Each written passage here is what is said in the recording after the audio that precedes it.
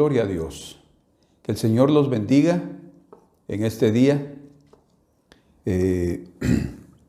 Oremos al Señor para que Él nos dirija a través de la palabra que viene de sus labios y no a través de las palabras humanas. Sigamos orando por la necesidad. Yo sé que ustedes en la iglesia han estado orando principalmente por el hermano Carlos. Queremos agradecer al Señor por la venida de Matías, nuestro sexto nieto, y que tanto él como Fabi, nuestra hija, está en perfecta salud. Eso es lo que más le agradecemos al Señor. Padre, muchas gracias por tus favores, por tus misericordias, por estar oyendo nuestras oraciones a favor del hermano Carlos, a favor de la hermana Belinda, que tú lo ayudes y le des sabiduría y tiempo también y administración correcta para estar con su marido, para ayudarlo, para fortalecerlo y para encontrar la mejor forma de poder ser esa ayuda idónea que tú le has hecho para hermano Carlos. Muchas gracias, Señor, porque sabemos que a través de todas estas circunstancias difíciles, tú les darás una gran victoria y grandes lecciones eternas en sus vidas, Señor. Gracias también te damos por el mensaje de este día. Por favor, que sea de edificación para nuestros corazones. Te lo pedimos en el nombre precioso de tu Hijo Jesús, nuestro Señor. Amén. Gloria a Dios. Muy bien, amados hermanos. Hoy vamos a completar lo que hemos estado mencionando. El domingo pasado hablamos sobre la naturaleza de la novia del Cordero y, como mencionamos claramente, la novia del Cordero tendrá que ser una cordera. ¿Por qué? Porque cada especie se reproduce según su especie. O sea, no se puede esperar otro tipo de naturaleza. El Señor no lo mezcla, no ordena al hombre no hacerlo, mucho menos Él lo va a hacer. De hecho, cuando ustedes ven en Mateo capítulo 25, cuando en su venida dice que Él va a separar a las ovejas de las cabras. Las cabras son primos de las ovejas, ¿verdad? Entonces, pero las ovejas se reproducen y tienen sus machos, que son los corderos, ¿verdad?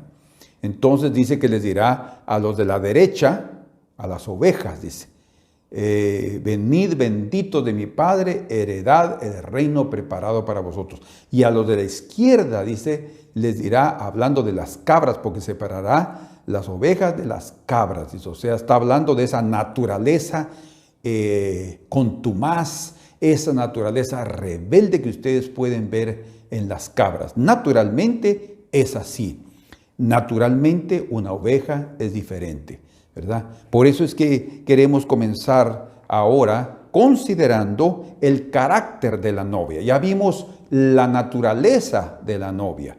Y cuando hablamos también de la naturaleza, estamos hablando y recordando que el Señor nos hizo participantes de su naturaleza divina. O sea, como leímos en 2 de Pedro, capítulo 1, verso 4, dice que por sus grandísimas promesas Él nos hizo participantes de la naturaleza divina a través, o sea, fue el medio utilizado a través de la resurrección de Jesucristo. Entonces fue a través de la resurrección que trajo a luz la nueva vida, la nueva naturaleza, la cual es implantada o colocada en nosotros a través de su Espíritu Santo. En otras palabras, Dios descendió de lo alto o descendió del cielo y tomó la naturaleza humana. Vean ustedes qué interesante esto. ¿Por qué? Porque Él vino para redimir a todos los hombres. Sin embargo, no todo ser humano será parte de la novia. No todo ser humano, a pesar de que Dios vino del cielo y fue engendrado por Dios Padre y se hizo hombre, tomó un cuerpo humano, no todo ser humano será parte de la novia. ¿Por qué? Vamos a entenderlo. Pero solo los que tengan la misma naturaleza espiritual del Cordero. Entonces eso significa que los que serán parte de la novia tendrán la misma naturaleza, el Espíritu de Dios dentro de ellos. O sea, todos los hombres fueron creados a la imagen y a la semejanza de Dios, ¿verdad? Ese fue el propósito, el ideal divino desde el principio. Dios así se lo propuso y así lo hizo. Pero todos se desviaron, todos pecaron y se degeneraron. Ahora el Señor hace una nueva regeneración. Y eso solo sucede no a través de un alma viviente, sino a través de un espíritu vivificante que viene a través del soplo divino para la naturaleza del hombre. Entonces es necesario que aquellos que serán parte de la novia del Cordero tengan la naturaleza del Cordero, o sea, su espíritu. Por tanto, lo primero que un ser humano necesita es reconocer, primero, que es un pecador, que se desvió del camino de Dios. Eso lo va a comprender a través de una conciencia clara de su situación de pecado, sentir dolor en su corazón, es que le pese lo que ha hecho, porque de otra manera no va a pedir arrepentimiento. Entonces viene el arrepentimiento, se recibe el perdón de Dios, porque es necesario recibirlo, sentir que somos libres. Si alguien no ha sido perdonado de sus pecados, no va a ser libre de ellos. Entonces tiene que pedirlo. Dios perdona a aquel que verdaderamente se arrepiente. Y luego entonces recibe el Espíritu de Dios en su corazón, nace de nuevo, y ahí entonces se cumple lo que dice la Escritura en 2 Corintios 5:17, de modo que si alguno está en Cristo, nueva criatura es. Las cosas viejas pasaron, he aquí, todas son hechas nuevas. Entonces, para participarmos de esa nueva naturaleza, necesitamos recibir el Espíritu de los cielos. Como vino el Espíritu de Dios, así también nosotros lo necesitamos en nuestra vida. Muy bien. Entonces, pero ahora, cuando estamos viendo del carácter del Cordero, esto es muy importante. Y en Mateo capítulo número 11, versículo 28 dice: venid a mí todos los que estáis trabajados y cargados, y yo os haré descansar. Muy bien, aquí encontramos primero que Él es un reposo. Él es el Shabbat, o sea, el descanso espiritual para el ser humano. 29, llevad mi yugo sobre vosotros y aprended de mí, que soy manso y humilde de corazón, y hallaréis descanso para vuestras almas. Entonces, el Señor aquí reveló la parte importante, la parte principal del carácter del Cordero, manso y humilde. Y esa es una de las características que se manifiestan de una forma clara y determinante para revelar el carácter del Cordero en Isaías 53. Como cordero fue llevado al matadero, enmudeció y no abrió su boca. Cuando una persona se calla y no se defiende, no quiere ofender a otros y está dispuesto a soportar la injuria, entonces es manso y humilde. No es una persona tonta de ninguna manera. Una persona mansa es una persona muy inteligente que ha aprendido a crecer porque aprende a dominar su carácter, ¿verdad? Eso es muy importante. Entonces, la esposa del Cordero será una cordera, recuerden, ¿verdad?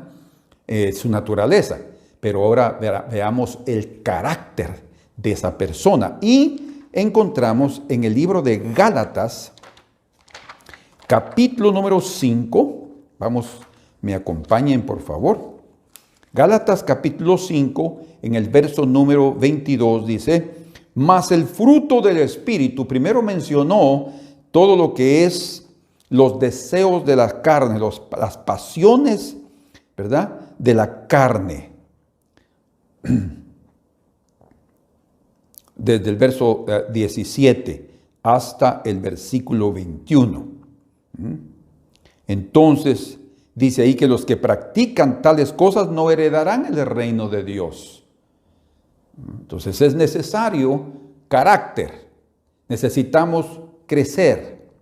El Señor ya nos está dando el privilegio de tener al Señor en el corazón, el hombre de la cruz que pidió perdón, recibió perdón y entró a los cielos. No hay duda, ¿verdad? El Señor lo perdonó a pesar de sus pecados, porque Él verdaderamente se arrepintió. Pero la luz de Cristo que brilla en Él, desde el día de hoy, es una luz muy, muy tenue, suave. El Señor quiere que su luz brille en nosotros con todo su esplendor. Y eso solo sucede a través del carácter, a través de la unción, porque unción y carácter van unidos. Y dice entonces en el verso número 22, mas el fruto del Espíritu, y habla en singular porque el carácter tiene varios aspectos, pero es uno. Y dice, mas el fruto del Espíritu es amor, gozo, paz, paciencia, benignidad, bondad, fe, mansedumbre, templanza. Contra tales cosas no hay ley. 9 manifestaciones del fruto del Espíritu, que son prácticamente 9 características del carácter que el Señor quiere que su esposa tenga. Él es manso y humilde, y la cordera, la novia del Cordero, debe también tener la misma naturaleza, debe crecer en su carácter. Que el Señor nos ayude a cada uno de nosotros para que crezcamos y no nos quedemos siempre luchando contra las pasiones y los deseos de la carne, luchando con la envidia, con el adulterio, la fornicación, la inmundicia, la lascivia, las contiendas, las disensiones, los celos, las iras, herejías, homicidios, envidias, borracheras, todo semejante a eso, dice, ¿verdad? No, nosotros como cristianos debe manifestarse en nosotros la gloria. Alguien notó muy sensatamente que en Guatemala nosotros tenemos un 33 o 35% de evangélicos, pero la verdad es que hay un porcentaje más alto cuando se refiere a todo el cristianismo, tomando en cuenta también la Iglesia Católica, ¿verdad? Ellos son cristianos también, creen en Cristo. No tienen algunas diferencias en relación a nuestras creencias y probablemente necesitan, algunos de ellos, nacer de nuevo, o muchos de ellos, ¿verdad? Para poder tener la nueva naturaleza. Sin embargo, podemos llamarlos nominalmente como cristianos, todos que conocemos y creemos en el Señor Jesucristo. Sin embargo, a pesar de esa influencia, digamos así, positiva y poderosa del cristianismo en Guatemala, tenemos un país lleno de corrupción. Eso es cierto. Un país lleno de falcatruas, de amor al dinero, ¿verdad? Haciendo cosas incorrectas. No amamos la justicia, pero entonces, ¿dónde está la influencia de nuestro cristianismo? Hay culturas, los gringos, tienen esa parte de la justicia, de la rectitud, de la honestidad. En muchos guatemaltecos también está, pero en la mayoría deberíamos, por el cristianismo, y yo creo que eso está creciendo, deberíamos de veras, verdaderamente, perdonen la redundancia, vivir de una forma totalmente distinta. Amar la justicia y aborrecer la iniquidad es parte del carácter cristiano. Entonces, nosotros necesitamos esas características y necesitamos también, principalmente, ese fruto del Espíritu, ¿verdad? Que va a ser desarrollado a través de la obra del Espíritu Santo en nuestras vidas. Muy bien. Entonces, viendo que nosotros necesitamos ese carácter, quiero primero, ahora, entrar a un punto que es el tiempo de la boda. ¿Cuándo va a suceder la boda del Cordero? ¿En qué tiempo? Yo no estoy ahora en ningún momento pretendiendo darles una fecha. No. Lo que yo pretendo mostrarles, lo que la Escritura dice en relación al tiempo de las bodas. Entonces, vamos a ir juntos al capítulo 19 de Apocalipsis, y ahí se nos dice cuándo van a suceder las bodas. Dice en el verso número 1, vamos a leer hasta el verso número 6. Después de esto oí una voz. Ahora, no se olviden de lo que leímos. Después de esto, ¿después de qué? Vamos a ver, ¿verdad? Después de esto, oí una gran voz de gran multitud en el cielo que decía: ¡Aleluya! Salvación y honra y gloria y poder son del Señor Dios nuestro, porque sus juicios, qué interesante, son verdaderos y justos. O sea, tanto el juicio en limpiar la tierra es necesario, como también, a pesar del dolor que causan, son justos. Pues ha juzgado, dice, vean ustedes, a la gran ramera, que ha corrompido a la tierra con su fornicación, esto es espiritual, y ha vengado la sangre de los siervos de la mano de ella. Eso significa que esa gran ramera derramó la sangre de los siervos del Señor. Persiguió a los siervos del Señor. Entonces, cuando dice en el verso número 1, después de esto, significa la destrucción de la gran ramera, que es la gran Babilonia. Ella va a ser destruida, y después de que también el reino de Satanás sea destruido, entonces va a suceder algo impresionante. Dice en el verso número 3, otra vez dijeron aleluya, y el humo de ella, de la gran ramera, fíjense, el humo de ella, ¿por qué? Porque aquí en el capítulo número 17, en el verso número 16, y también en el capítulo 18, y en el verso número 9, está hablando que ella va a ser quemada, ¿verdad? Es también ella, así como la iglesia en el capítulo 21 es llamado como la ciudad que desciende del cielo, es una ciudad, es la novia del Cordero. También la otra es una ciudad, o sea, es un grupo de personas que la componen, también va a ser quemada.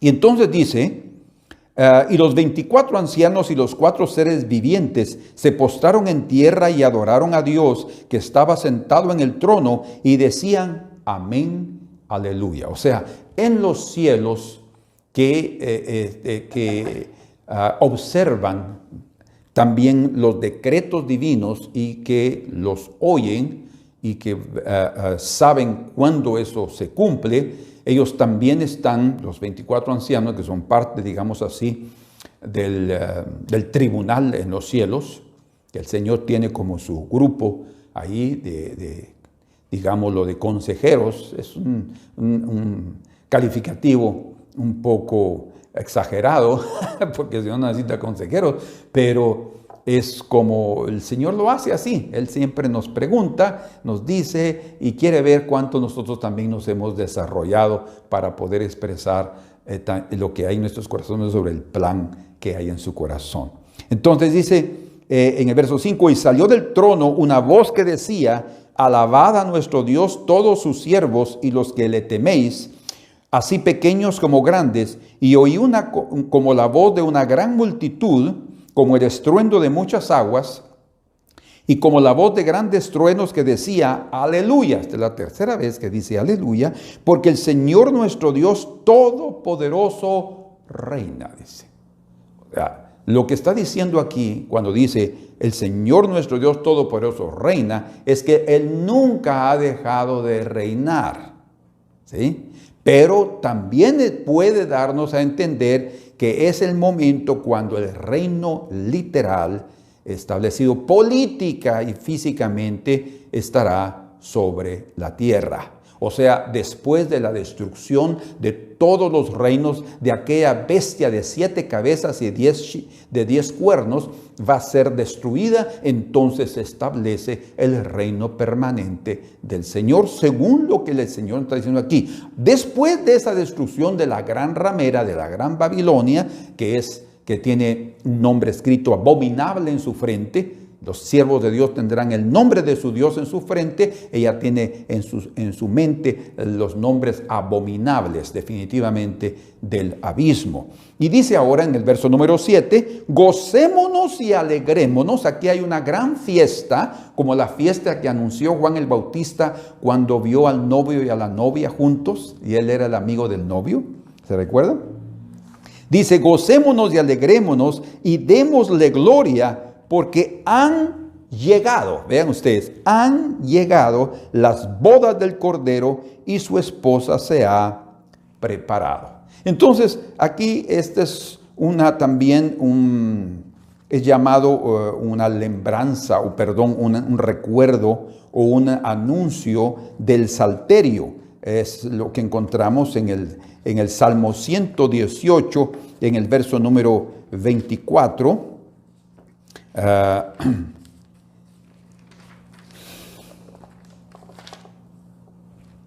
Dice,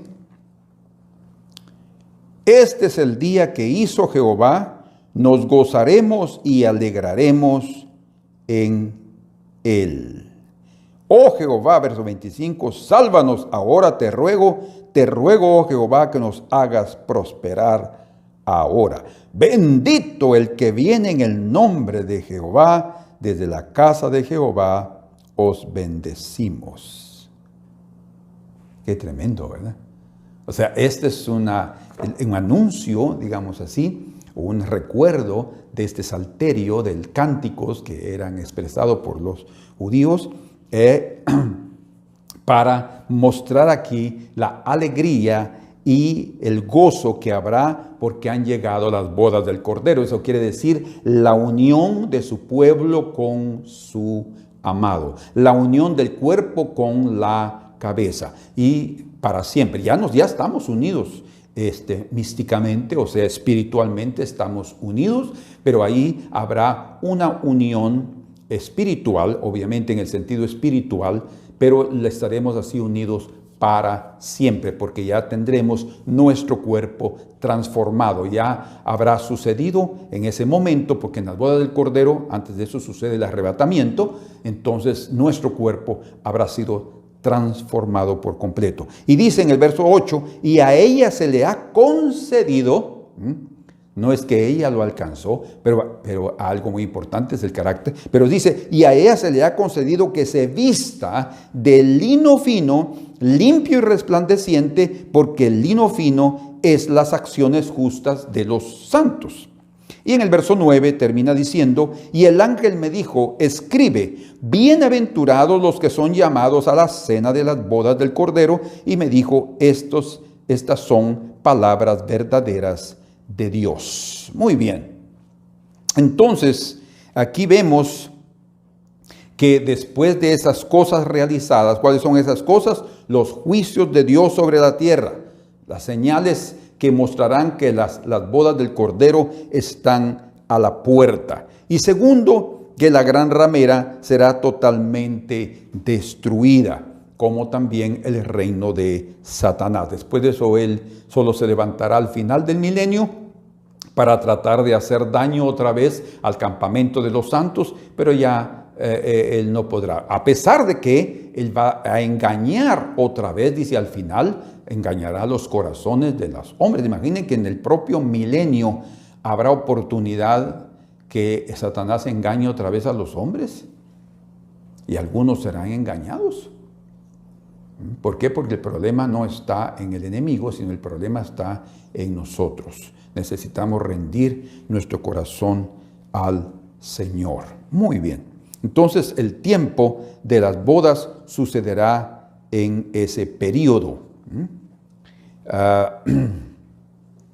Ahora estamos nosotros en el periodo de espera.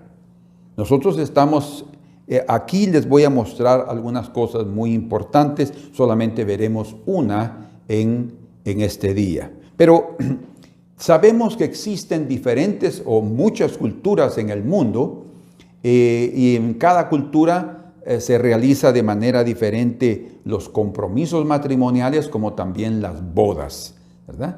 Porque cada cultura tiene sus costumbres. Sin embargo, en el ambiente hebreo, que es el ambiente donde la Biblia se desarrolla, ¿verdad?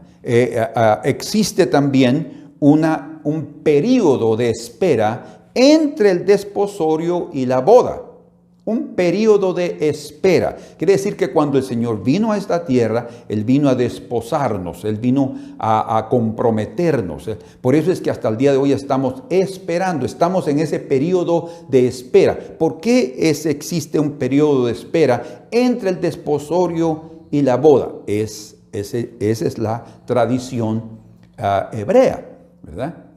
Y el Señor la está utilizando para mostrarnos también a nosotros que entre el desposorio, como Pablo dijo claramente, os he desposado, dice, como dice aquí en 2 de Corintios capítulo número 11, en el verso, dice,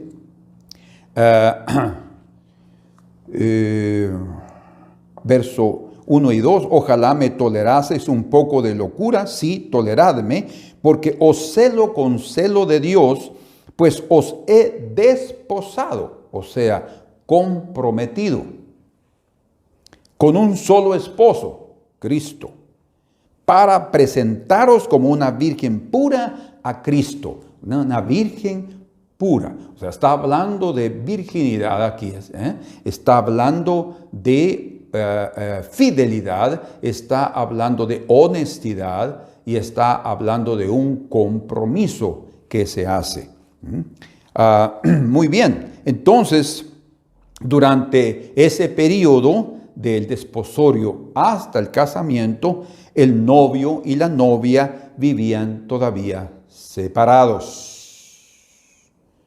Entre el periodo del desposorio y el casamiento, el novio y la novia, según las Escrituras, vivían separados. En Deuteronomio capítulo 22, el verso 23, ustedes me acompañan por favor. 22, verso 23 dice, y 24. ¿Sí? Dice así, si hubiere una muchacha virgen, desposada con alguno, quiere decir comprometida, o sea, ya entre los padres ya entraron en acuerdo, todos están satisfechos, los del novio y los de la novia, y hay un compromiso, ya está desposada, está comprometida, pero eso no quiere decir casada. Ya delante de Dios, pues puede ser ya su mujer, porque hay un compromiso, la palabra es la palabra, no hay para dónde huir.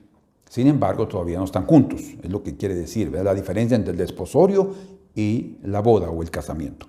Entonces dice, desposada con alguno, y escuchen con atención lo que vamos a leer, y alguno la hallare en la ciudad y se acostare con ella, ¿por qué?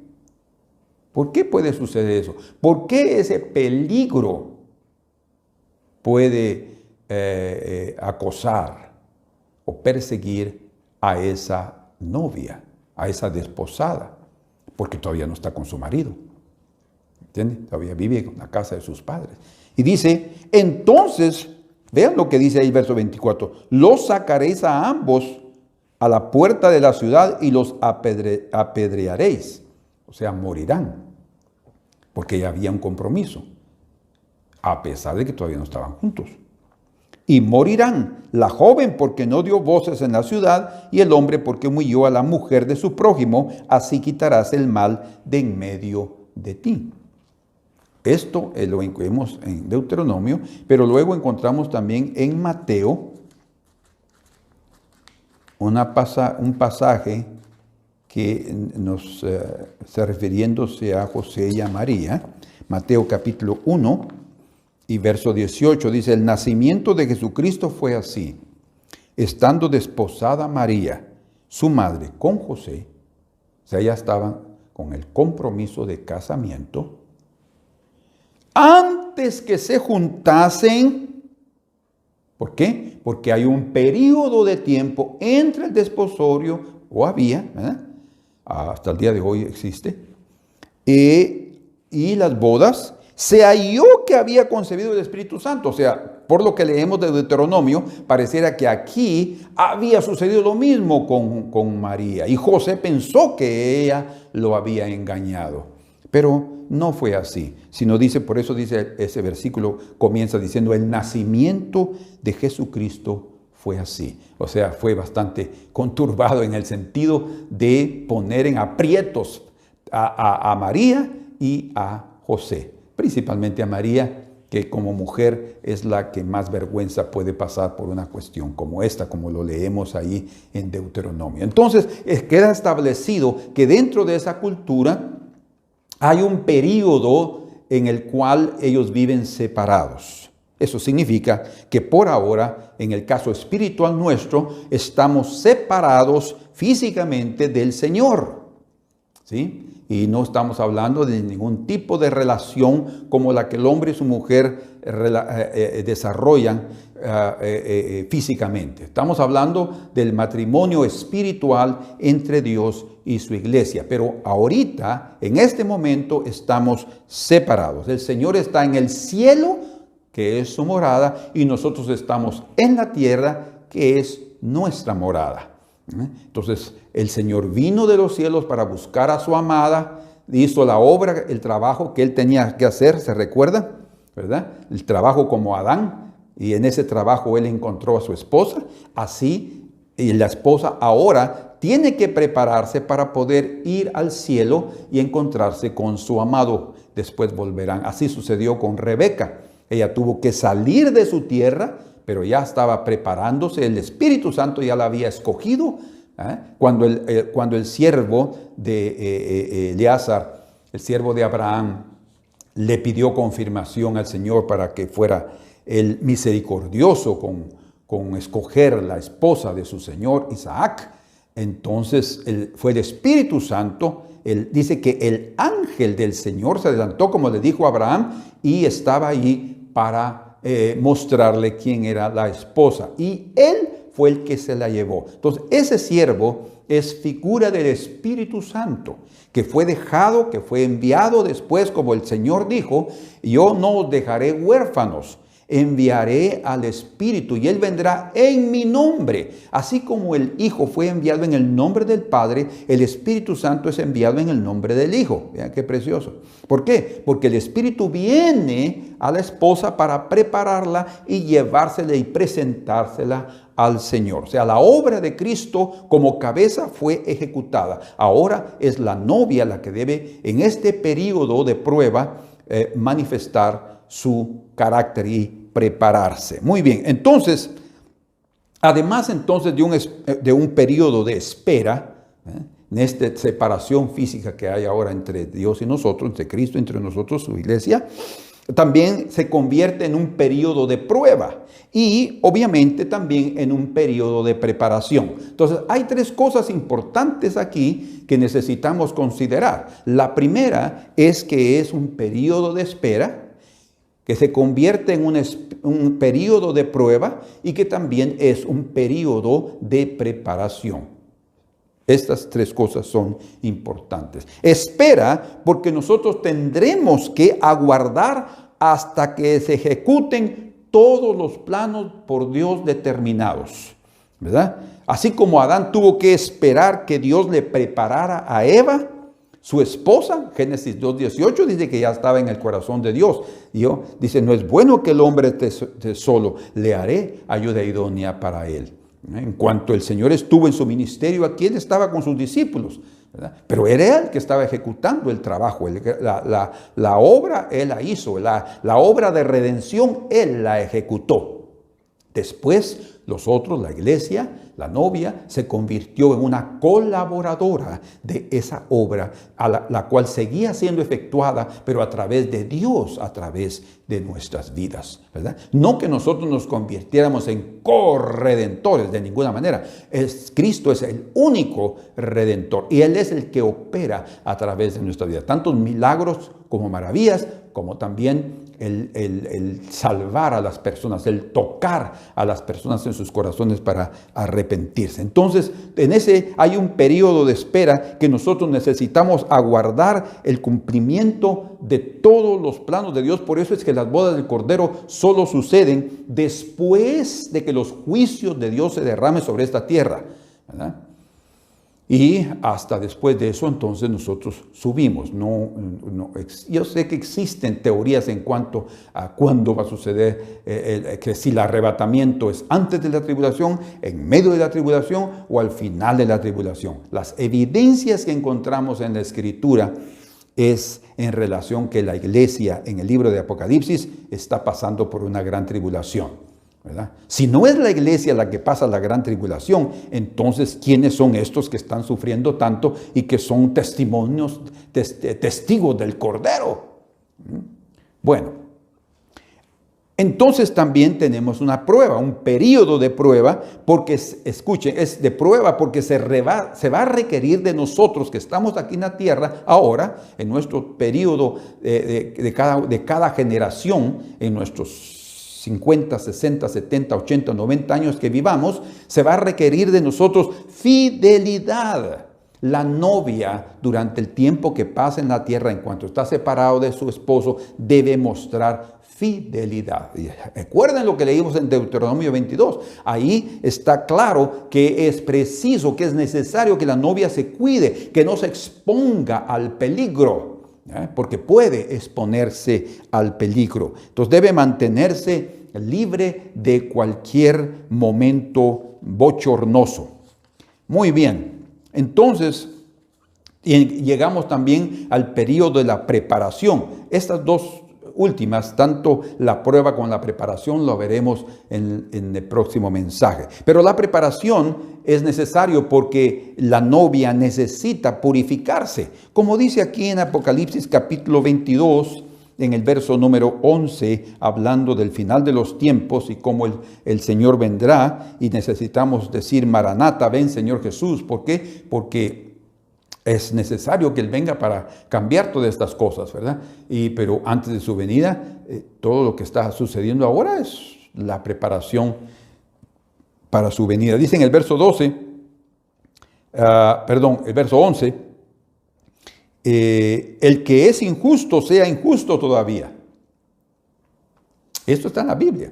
Y está hablando no solo de las personas del mundo, sino también de aquellos llamados cristianos. Porque como alguien decía, una de las cosas más tristes que pueden suceder en el cristianismo son los cristianos nominales. ¿Qué es eso? Son aquellos que se llaman cristianos, pero no está el cristianismo dentro de ellos. Dice, el que es injusto sea injusto todavía, y el que es inmundo sea inmundo todavía. O sea, lo que está diciendo es, si han vivido así, continúen con su vida así, porque ya no van a tener más chance. Y el que es justo, practique la justicia todavía, o sea, manténgase en ella. Y el que es santo, santifíquese todavía. Lo que está diciendo es, no pare de santificarse. Todos fallamos, hermanos, todos pecamos, todos ofendemos de alguna manera y tenemos cada uno de nosotros nuestras propias debilidades. Pero eso no significa que vamos a rendirnos a ellas. Necesitamos superar cada etapa, cada situación y cada pecado. Necesitamos ser de los vencedores. Amén. Entonces, por eso es que la novia durante ese periodo de preparación necesita purificarse, necesita limpiarse, como sucedía, o como lo leemos en el libro de Esther, cuando el rey Asuero estaba para preparar a su esposa, la que iba a ser la reina. Pasó 6 meses con un año de preparación, imagínense, 6 meses de mirra y 6 meses con aloes, o sea, perfumes. Mirra, todas cosas amargas, porque esa unión de lo amargo con lo dulce va a hacer algo, un aroma, la piel iba a transpirar algo, un olor fragante, agradable, ¿verdad? Entonces, así como el novio que tiene en el libro de Cantares está hablando del nardo, como el nardo dio su olor, ¿verdad? La mirra era parte de las manos del novio. Así también la novia necesita esos aromas en su vida. Y eso va a suceder a través de la purificación, a través de la limpieza, a través de la santificación, a través de crecer en el conocimiento y principalmente, porque sin conocimiento el pueblo se desenfrena, pero principalmente crecer en el carácter. Conocimiento nos ayuda a crecer. Conocimiento nos puede dar cabeza, pero también necesitamos carácter para tener cuerpo. Porque de esa manera, creciendo en el conocimiento y creciendo en el carácter, nos convertiremos en la ayuda idónea del Cordero. Recuerden que en esa tarea que Adán estaba haciendo, el Señor dijo, no es bueno que el hombre esté solo. Le haré ayuda idónea. Eso significa una pareja adecuada para él. Una pareja no solo de la misma naturaleza, sino también con un carácter capaz de ayudarlo en sus tareas. Entonces, el trabajo de la esposa es también un trabajo semejante al trabajo y a la obra que el esposo ejecutó. Ella también necesita ser una mujer, como habla en el libro de Proverbios, capítulo 31, de la mujer virtuosa, ¿verdad? El corazón de su marido está en ella confiado, dice. ¿Por qué? Porque es una mujer bien especial. Muy bien, entonces, la primera parte es que hablamos de tres cosas. Recuerden que durante este periodo que estamos ahora, el tiempo de la boda, ¿verdad? Y estamos considerando que será un periodo de espera, será un periodo de prueba y también será un periodo de preparación. De espera, porque una de las cosas que más nos cuesta a nosotros como seres humanos es aprender a esperar. Es muy difícil para el hombre aprender a esperar. Por tanto, necesitamos ser pacientes en esa espera. Creo que una de las cosas que debemos comprender en esa espera es cómo durante el periodo de espera puede surgir o pueden surgir cosas en el corazón del hombre. El Señor siembra la palabra, el Señor nos coloca con sus semillas en el corazón, pero cuando está creciendo no se acaba ahí todo, ahí comienza la lucha. Es necesario que por muchas tribulaciones entremos al reino de los cielos. Eso no es solamente un versículo que tenemos que conocerlo y confesarlo. Es una realidad, porque ahí comienza la lucha. Desde el principio Satanás tratará de quitar las semillas que se siembran en el corazón. Por eso es necesario sensibilizar todo corazón duro. Y esa sensibilidad viene a través del arado, viene a través del arrepentimiento que eso representa. Entonces, durante ese periodo también vendrán incredulidad. Vean ustedes cómo es que, como ya consideramos, y es bueno verlo de nuevo, en Mateo capítulo 11, versículo número 3, dice ahí, para preguntarle, está Juan aquí mandando a preguntar a Jesús, ¿eres tú el que había de venir o esperaremos a otro?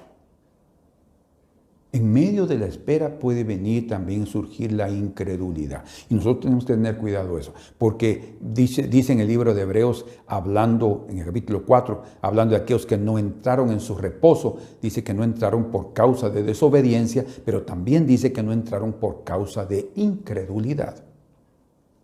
O sea, nosotros vamos a ser tratados en relación a la incredulidad, en todos los aspectos. Es decir, cuando estamos en medio de una enfermedad, cuando estamos en medio de una lucha financiera, cuando estamos con problemas familiares, cuando estamos con problemas de identidad, ¿verdad? Porque muchos sufren a veces con problemas de identidad en el sentido de sentirse frustrados, de sentirse deprimidos.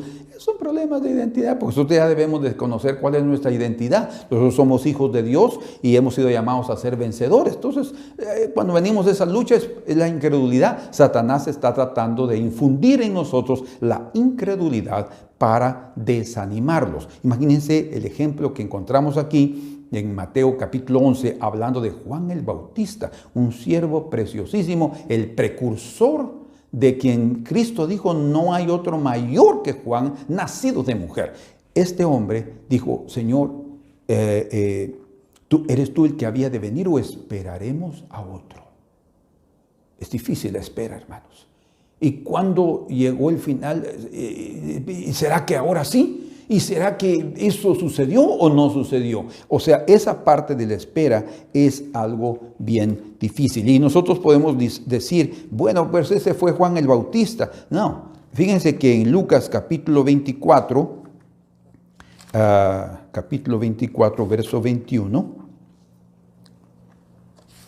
leemos aquí de aquellos nuestros hermanos camino a Emaús. Lucas 24. Dice en el verso 21, pero nosotros, le están hablando a Jesús, esperábamos que Él era el que había de redimir a Israel.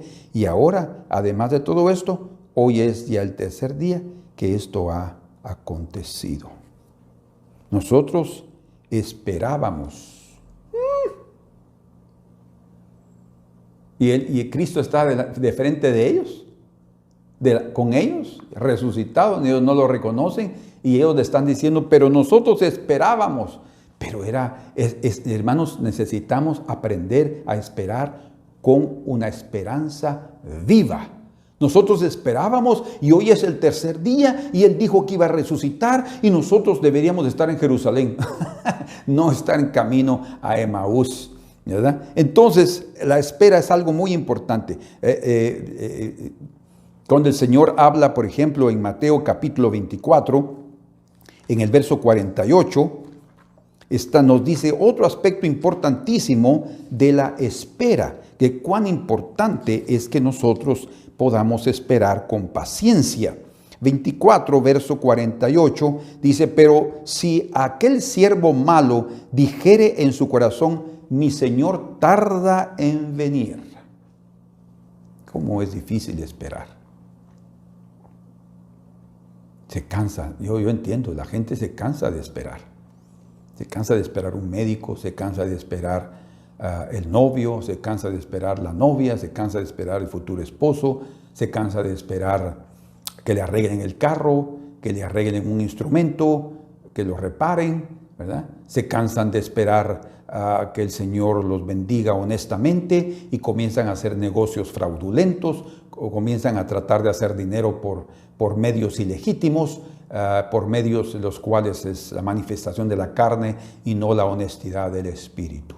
Entonces es bien difícil esperar. Yo entiendo eso, pero el Señor, hermanos, quiere que nosotros durante este periodo de separación física entre la novia y el Cordero que está en el cielo, que en breve vendrá, nosotros podamos permanecer firmes esperando fielmente. Dice aquí, pero si aquel siervo dijera en su corazón malvado, aquel siervo malo, mi Señor tarda en venir, ¿qué va a suceder? Cuando él comience a desesperarse, cuando él comience a perder la paciencia, dice, y comenzar a golpear a sus consiervos. ¿Qué quiere decir? Que va a cambiar su forma de actuar. Va a abandonar su fidelidad, va a abandonar, se cansó de ser fiel, se cansó de ser cristiano, se cansó de ser manso, se cansó de ser humilde, se cansó de ser honesto. Ay, no. Nosotros necesitamos esperar con fidelidad. Vendrá entonces, y aquí está el mayor peligro, dice, comenzare a golpear a sus consiervos y aún a comer y a beber con los borrachos. O sea, lo dejó su vida vieja, pero se cansó de esperar y va a volver otra vez a lo mismo. Entonces, ¿hubo realmente una conversión? Probablemente sí, pero se cansó de esperar. Entonces, ese periodo de espera es muy, muy importante. Tenemos que esperar con paciencia. Y dice, y vendrá el Señor de aquel siervo, escuchen ahora qué peligro, en el día que éste no espera. Entonces es necesario que en espera nosotros seamos fieles, porque el Señor puede venir en el día que nosotros no lo esperamos, cuando estamos diciendo, ya me cansé, ya no aguanto más. Entonces ahí vendrá el Señor. Entonces dice, y lo castigará duramente y pondrá su parte con los hipócritas. Allí será el lloro y el crujir de dientes. Entonces necesitamos obedecer en medio de la espera. El Señor les dijo, esperen hasta que ustedes sean llenos del Espíritu Santo. ¿verdad? Vayan ahí y esperen el tiempo. Ellos dicen, pero Señor, establecerás el reino del... No les toca a ustedes, esperen. Entonces, hermanos, no nos desesperemos y aprendamos a esperar, porque en ese periodo de espera nosotros podemos fallar. En ese periodo de espera, Abraham y Sara fallaron. En el capítulo 16 de Génesis encontramos cómo Sara dice que se desesperó de que ella no podía dar a luz hijos a Abraham. Y le digo, mira, aquí está Agar, mi sierva, entra ella. El otro entró y ahí pasaron 13 años, ¿verdad?, de una situación bien complicada, desde los 86 para los 99, 13 años, ¿sí? ¿Verdad? 13 años de espera, en el cual al final, en el capítulo 17, verso 1, el Señor le dice a Abraham, anda delante de mí y sé perfecto. Muchos años en silencio, porque ellos no aprendieron a esperar. Ellos esperaron mucho y ellos son ejemplo de espera, pero fallaron en esa situación. Y esa falta de espera, con paciencia, con una buena actitud, que provocó serios problemas en casa, ¿verdad? Comenzaron los problemas de Sara con Agar, Agar con Sara, y esto y lo otro, y hasta que ella le dijo, ay no, saca a esta mujer de aquí. ¿Y quién es la que comenzó el problema? Entonces, cuando nos desesperamos, la situación se puede convertir en algo insoportable. Tenemos que aprender a esperar. Necesitamos mantener la solicitud hasta el fin, como dice en el libro de Hebreos, en el capítulo número 6, Pablo, escribiendo a los hebreos, les dice allí, capítulo 6, verso 11, dice, pero deseamos que cada uno de vosotros muestre la misma solicitud hasta el fin para plena certeza de la esperanza. ¿Qué solicitud? La de ser siervos, porque Dios nos dice en el verso 10, porque Dios no es injusto para olvidar vuestra obra y el trabajo de amor que habéis mostrado hacia su nombre, habiendo servido a los santos y sirviéndoles aún. O sea, es el servicio que damos a los hombres y a los siervos de Dios. No debemos de cansarnos. Deseamos que cada uno de vosotros muestre esa misma solicitud.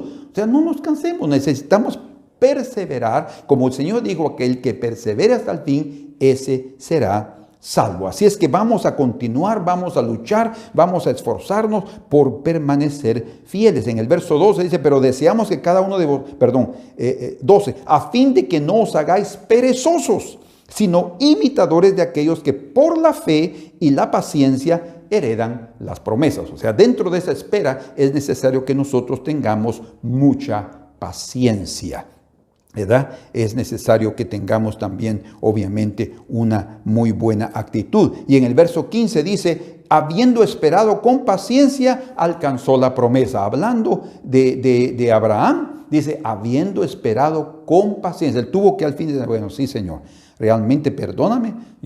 Podemos fallar en medio de la espera, pero tenemos que redimirnos, o sea, en el sentido de tenemos que corregir aquello que fue hecho de una forma incorrecta. Entonces que el Señor, como el Señor le dijo a Habacuc en el capítulo 2, verso 1 al 5, aquel que ha de venir, vendrá, y si demora, espéralo, dice. El Señor nos da esa orden, espéralo, ¿verdad? Porque el alma orgullosa no va a soportar, mas el justo por la fe vivirá. Quiere decir que la verdadera fe se va a manifestar en fidelidad y perseverancia, paciencia en medio de la espera. Y por último, mantengámonos firmes sin fluctuar la profesión de nuestra fe. La encontramos eso aquí también en Hebreos capítulo número 10, en el verso 23, dice, mantengamos firme sin fluctuar. Sin fluctuar la profesión de nuestra esperanza, de nuestra fe, porque fiel es el que prometió. ¿Qué nos está diciendo el Señor? Que en medio de esa espera nosotros aprendamos a darle gloria al Señor a través de confiar en lo que Él prometió. Él dijo que va a venir, Él vendrá. ¿Qué debemos hacer? Creerle. Ahí estamos terminando con la fe, creyendo en su palabra, y comenzamos con la incredulidad que puede surgir en medio de la espera. Por tanto, esperemos y aguardemos, mantengamos firme nuestra confianza en el Señor. ¿Por qué? Porque aquí es donde llegamos al final de nuestro mensaje a través de estos versículos que quiero dejarles en sus corazones. Primera Tesalonicenses, capítulo 1, en el verso 10 dice, vean ustedes, y esperar de los cielos a su Hijo. ¿De dónde vino el Señor? Del cielo. ¿A dónde fue Él? Al cielo, al Padre, ¿verdad? De ahí Él va a venir. Y dice, y esperar de los cielos a su Hijo, el cual resucitó de los muertos, a Jesús, quien nos libra de la ira venidera. Entonces, Él nos va a librar de la ira venidera en el sentido que nos va, aunque muramos como mártires, pero nos librará de la ira venidera. No seremos víctimas de la ira, sino seremos libres de la ira de Dios que se derrama sobre los perversos y los injustos y los impuros, ¿verdad? Por eso necesitamos permanecernos en fidelidad, no en borracheras, no en orgías, no en cosas de pecado, sino manteniéndonos santos para la gloria del Señor. ¿Por qué? Porque debemos esperar del cielo, dice, y esperar de los cielos a su Hijo. En Hebreos capítulo 9, en el verso 28, dice también otro texto que nos confirma lo que les estamos diciendo aquí. Vean ustedes conmigo, por favor, me acompañen. Capítulo 9, en el verso número 28. Así también Cristo, dice, Cristo fue ofrecido una sola vez para llevar los pecados de muchos. Está hablando de su primera venida. Y aparecerá por segunda vez, su segunda venida, sin relación con el pecado. Él va a venir a juzgar, ya no viene a morir por nosotros, no viene a librar a los suyos para salvar a los que le esperan. Para salvar a los que le esperan. Entonces, si lo estamos esperando, Él viene a salvarnos. Él viene a rescatarnos. Él viene a completar la obra que Él inició en aquel día en su primera venida. Y como dice Santiago, capítulo 5, y en el versículo número 7, dice, Santiago 5, 7. Por tanto, hermanos, tened paciencia. Es lo que necesitamos. Tener paciencia, necesitamos tener fe, sabiendo que el que ha de venir vendrá y no tardará. Necesitamos de gozo.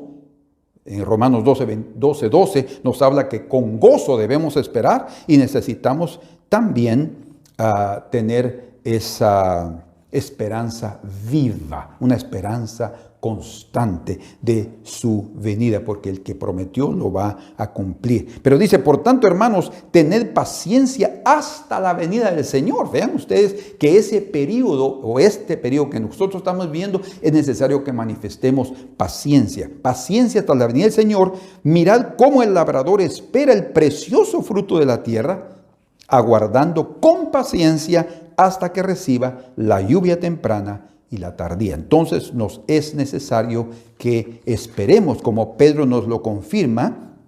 Aquí vamos al libro de Pedro, creo que es primera de Pedro.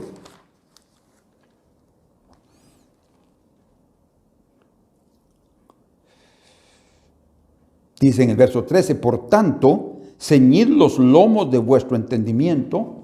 Recuerden que necesitamos conocimiento y carácter. Ceñid, dice, apriétenlos, aprieten el cinto, el cincho, sed sobrios, carácter, y esperad por completo. No solamente, ay, sí voy a esperar, pero primero voy a hacer lo que yo quiero, voy a hacer esto y lo otro, y después llego a la iglesia, después me arrepiento. No, dice, esperad por completo en la gracia que se os traerá cuando Jesucristo sea manifestado. Esa gracia es la gracia que traerá el poder de Dios para transformarnos. También el Señor espera nuestra fidelidad. El Señor ha hecho su obra, pero también Él quiere que nosotros permanezcamos fieles, no que vivamos como queramos. Como dice, el que es injusto, sea injusto todavía; el que es inmundo, sea inmundo todavía; pero el que es justo, permanezca en esa justicia, y el que es santo también, santifíquese más, dice. ¿Por qué? Está hablando de un crecimiento. Muy bien, hermanos, Dios los bendiga. El otro día, el día siguiente, vamos a hablar sobre la prueba. Ese periodo es un periodo de prueba y también es un periodo de preparación. Por eso es que todavía hay ministros, todavía necesitamos crecer en la palabra de Dios y necesitamos fortalecernos para enfrentar todas las pruebas que vienen sobre nosotros, para que seamos dignos también de recibir esa gloriosa obra que nos espera en las alturas. Padre amado, en el nombre de Cristo Jesús, yo te pido que bendigas cada corazón que ha oído tu palabra, que los prepares a cada uno, que durante este periodo de prueba, Señor, nosotros podamos permanecer firmes esperando con mucha fidelidad, con paciencia, con gozo, con gratitud y con santidad. Y ayuda a mis hermanos, Señor, para que cada uno de ellos no se canse de esperar en medio de su propia situación. En el Cristo Jesús. Amén. Que Dios me los bendiga, amados hermanos. Les damos la bienvenida a la hermana Fabi, que ya debe estar entre ustedes. Yo sé que este día domingo, primero Dios está con ustedes y ella está muy alegre, y yo también le he pedido a ella que comparta un día de estos días domingos, ella me lo dirá, y va a compartir la palabra del Señor. Yo sé que va a ser una bendición porque es una mujer de Dios y va a compartir con ustedes lo precioso de su corazón. Así es que Dios los bendiga y un fuerte abrazo a cada uno. Amén.